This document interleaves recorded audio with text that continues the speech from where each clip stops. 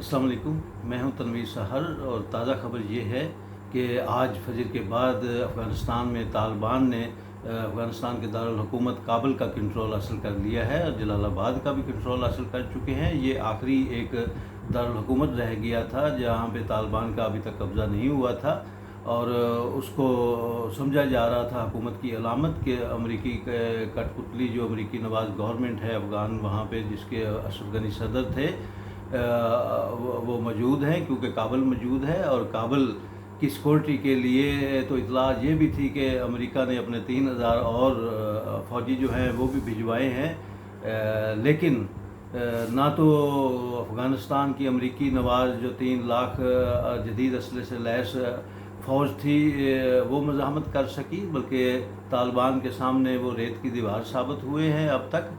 और तालिबान को कई इलाकों में बिना मज़ामत के भी कंट्रोल मिलता रहा है। काबुल में भी यही इतलाआत हैं कि बहुत मामूली मज़ामत के बाद उन्होंने काबुल का कंट्रोल तालिबान ने हासिल कर लिया है।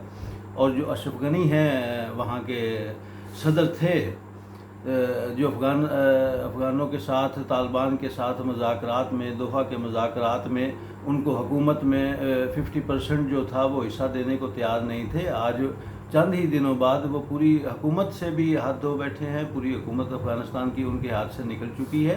और जो इतलाआत हैं, हतमी इतलाआत हैं कि अशरफ गनी अपने साथियों समेत काबुल से फ़रार होकर ताजिकिस्तान की तरफ गए हैं।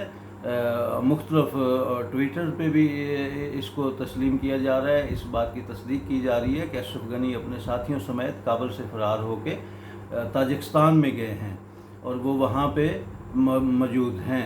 और सबसे अहम खबर यही है कि काबुल जो एक दारुल हुकूमत था उनका, जिसके मुतल्लिक़ समझा जा रहा था कि UN फोर्सेस या बरतानवी फ़ौजी वहाँ मौजूद हैं या अमेरिका जो है वो काबुल की सिक्योरिटी के लिए अपने पूरे इक़दामात कर चुका है या कर रहा है या करेगा, या अफ़गान आर्मी को वो सपोर्ट करेगा, अफ़गान गवर्नमेंट को वो सपोर्ट करेगा।